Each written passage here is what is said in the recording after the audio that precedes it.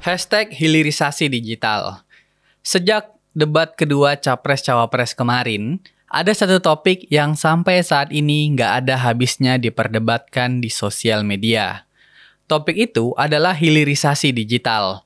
Perdebatan itu kalau kita kelompokkan, ada dua kelompok di dalamnya, yaitu kelompok yang membenarkan adanya hilirisasi digital dengan memberikan berbagai definisi tentangnya dan bahkan merasa itu penting.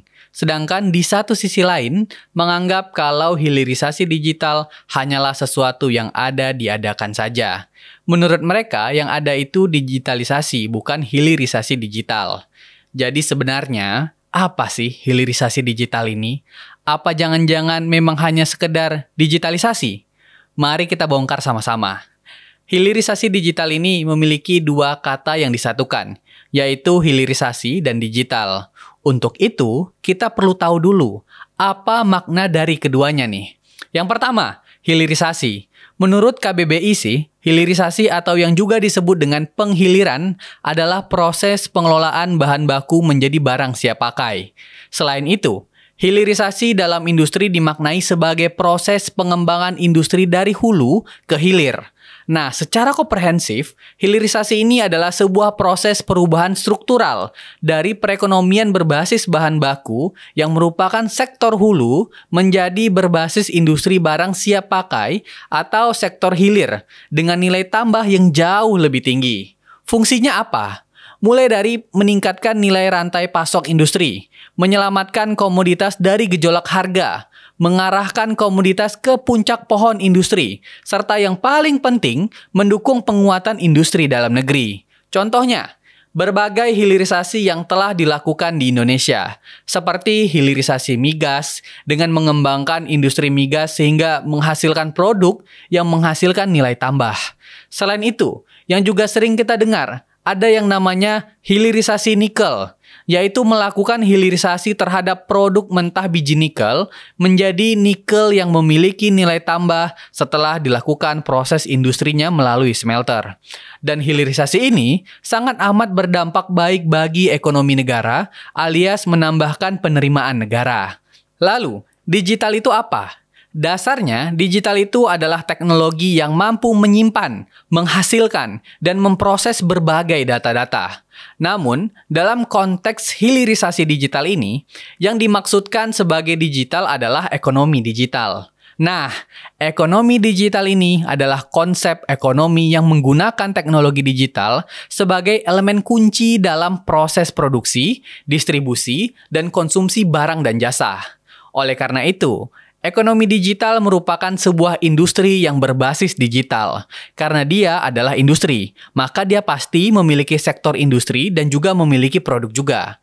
Kalau kita lihat melalui publikasi International Standard Industrial Classification of All Economic Activities yang dikeluarkan oleh PBB, terdapat beberapa industri ekonomi digital, mulai dari industri pengembangan hardware atau pembuatan komputer, magnetik dan optikal, media, kemudian industri pengembangan software, industri pengembangan web, hingga industri pengembangan data mulai dari proses data, hosting, dan aktivitas terkait data.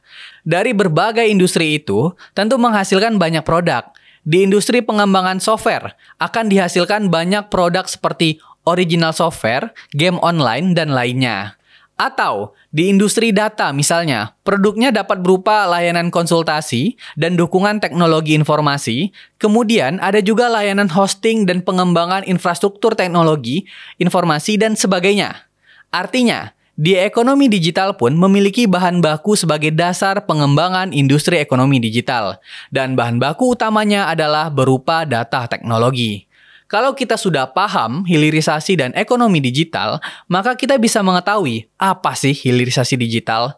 Jadi, hilirisasi digital ini dapat disimpulkan sebagai sebuah perubahan struktur berupa pembangunan sektor hilir di mana produk ekonomi digital menjadi bahan baku sehingga dapat dinilai tambah yang jauh lebih tinggi.